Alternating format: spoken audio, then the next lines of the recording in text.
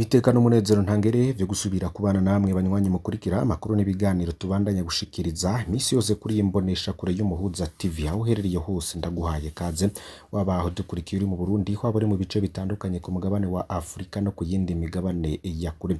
N'umwanya w'amakuru agezweho, amakuru tuba twabatunganire twifashije vyinshi vyandikwa mu menyeshamakuru ivuga cane ku mbuga ngurukana bumenyi, bitangazwa n'abategetsi batandukanye, amakuru haba yaragizwe ibanga n'ibindi vyinshi bitandukanye tubatohoreza twifashishije amasoko yacu agiye atandukanye. Reka rero aho uri hose ntuze gucikwa, ndakuramutsa kandi ndaguha kaze we aho udukurikiye uherereye hose.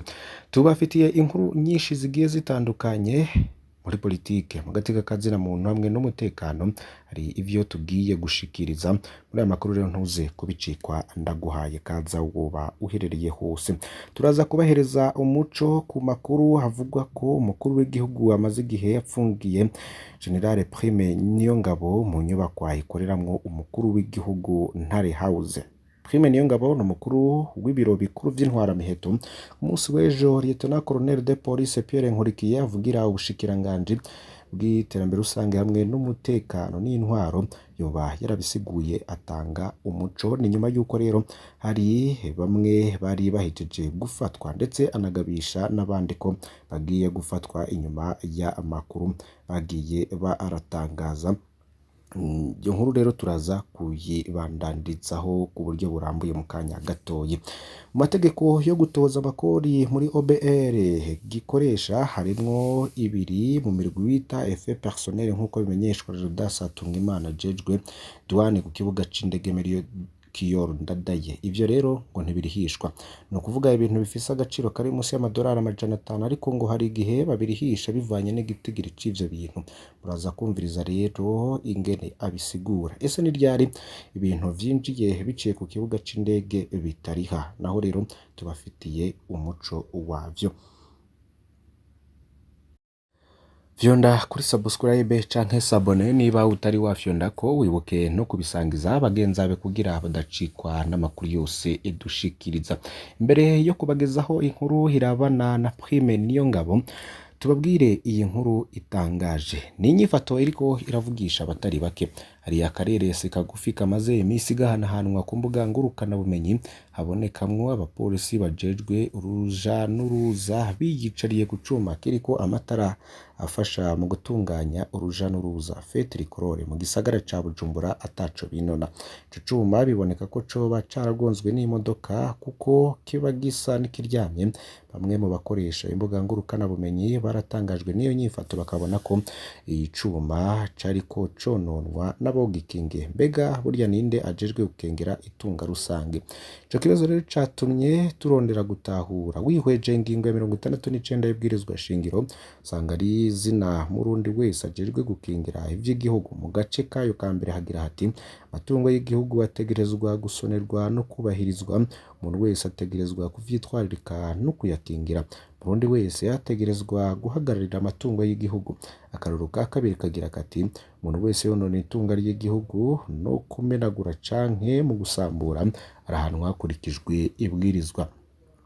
Ingingo ya 18 mw'itegeko ry'umukuru w'igihugu ryo kuwa 13 ndamukiza 2018 yerekeye ingene amabarabara kengirwa, ivuga ko umuntu wese yononye ibarabara canke inyubako zijana naryo arashobora kuba yabigonze n'imodoka, ategereza kuriha amafaranga yose akeneye kugira ngo ivyononekaye bisubizwe ku murongo. Vyongeye aca ariha amande ari hagati y'ibihumbi 50 n'amajana 5 nk'uko biri mu ngingo ya 13 y'iryo tegeko nyene. Akareresi rero abantu benshi bariko bahanahana ku mbuga ngurukana bumenyi. Ku munsi w'ejo Lieutenant Colonel de Police Pierre Nkurikiye yoba yarasiguye ibintu vyinshi nyuma y'uko hari abagiye barafatwa bagiye bariyitirira umukuru w'igihugu ndetse n'abandi harimwo Kenny Claude Nduwimana hamwe na Medali Muhiza yigeze kuba umuhanuzi mu biro vy'umukuru w'igihugu. Medali Muhiza ngo yaritoye yandika n'ibigirankana igihuha cavuga ko umukuru w'igihugu maze igihe apfungiye Prime Niyongabo mu nyubakwa ikoreramwo umukuru w'igihugu Ntare House. Umenya ko Prime Niyongabo ari umukuru w'ibiro bikuru vy'intwaramiheto. Vyose rero akaba yarabishikirije mbere y'abamenyeshamakuru igihe ariko arerekana abantu baragiye barafatwa bivanye n'amatohoza bari bariko barakorwako. Natwe rero tubishireho umuco. Prime Niyongabo ntabwo afungiwe mu biro vy'umukuru w'igihugu nk'uko vyashikirijwe n'ibimenyeshamakuru bigiye bitandukanye, ariko bigatanguzwa na Medari Muhiza yigeze kuba umuhanuzi mu biro vy'umukuru w'igihugu. Niwe rero yoba yaravyanditse ku rubuga rwa Facebook, ari naho n'inkuru z'ivyo bihuha ariho zoba zaratanguye kuvugwa cane. Reka rero aya makuru tuyabandanye. Ni ryari ibintu vyinjiye ku kibuga c'indege bitariha? Amategeko yo gutoza amakori ikigo BR gikoresha hariho ibiri mu bita effet personnel nk'uko bimenyeshwa na Rudasa Tungimana ajejwe douane ku kibuga c'indege Melchior Ndadaye.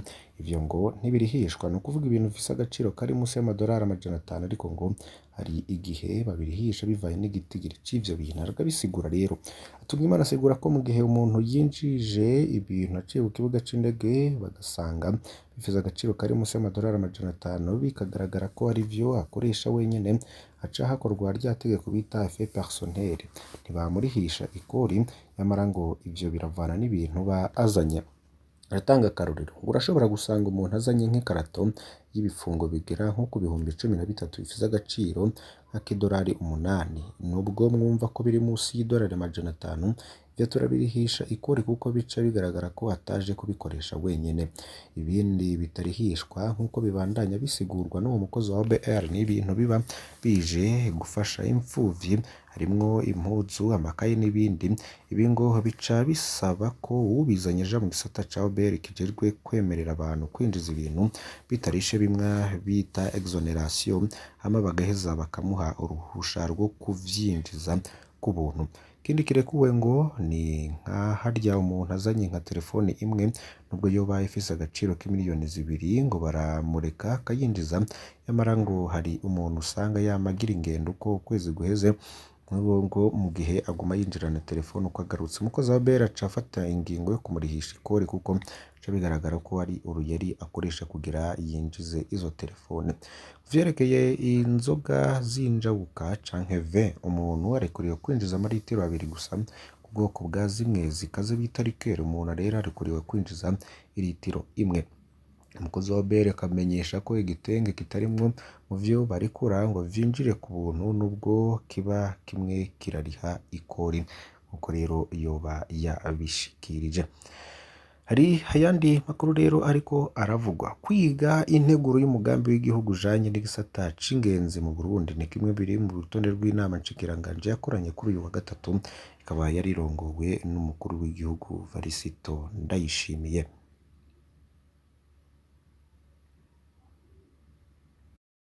Tuje mu ntara ya Cibitoke naho tubabwira amakuru agezweho. Buramatari w'iyo ntara yafashe ingingo yo kwimura vyihuta imiryango irenga 150 kubera ikiza ca korera.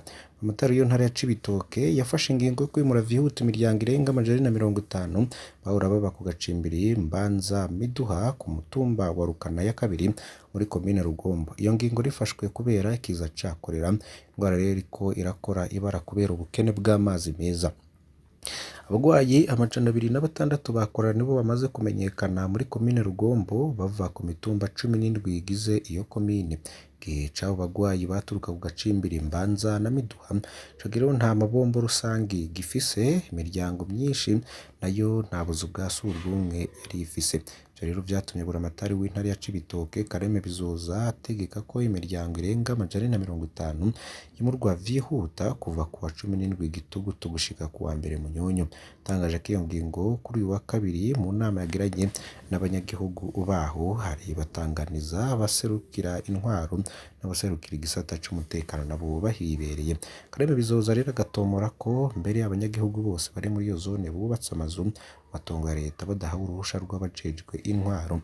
Abanyagihugu rero babivuga ko ngo nubwo biruko iyo ngingo ntiyaguye neza abanyagihugu, berekana amakenga ku kuntu babayeho nabi, nubwo intwaro ivuga ko hafashwe ingingo zo gukingira ubuzima bw'amagara y'abantu. Abanyagihugu baho muri ako gace uri ku mazi mabi cane y'uruzi Rusizi rugabura Uburundi na Repubulika Iharanira Rusangi ya Kongo. Ico gice kirimwo abantu benshi kizwi nk'inzira icishwamwo ibidandazwa vy'amagendo ku mpande zose za Rusizi rugize urubibe rwa Repubulika ya Demokarasi ya Kongo. Uheruka umushikiranganji vyajejwe harimwo amagara y'abantu yatangaje ikiza cakorera mu ntara z'uburaruko bushira uburengero no mu bumanuko bushira uburengero bw'Uburundi hamwe no mu gisagara ca Bujumbura. Ikiyaya c'Imbo cose gifatwa n'akarere kabangamiwe. Bakengurukiye cane banywanyi bacu mudahwema gukurikira amakuru n'ibiganiro dushikiriza. Ndabasaba rero kugira ngo ntimuze gucikwa. Inkuru rero yindi twosorezaho nuko ivyigwa bigera kuri 4 harimwo n'igisata c'ingenzi nivyo biriko birigwa kura 18 Gitugutu n'inama nshikiranganji irongowe n'umukuru w'igihugu c'Uburundi Varisito Ndayishimiye. Ivyo vyigwa rero biri ku rutonde twavuga urwandiko rujaye n'ibiharuro mfatiro bijanye no kubohora uturusho ku bakozi ba leta bagengwa n'amategeko yaho. Turaza rero gukomeza gukurikirana ibiva muri iyo nama, ibiva mu vyose mukabikurikira kuri iyi mboneshakure y'Umuhuza TV. Ndabakengurukiye cane, Imana ibahezagire tuze gusubira.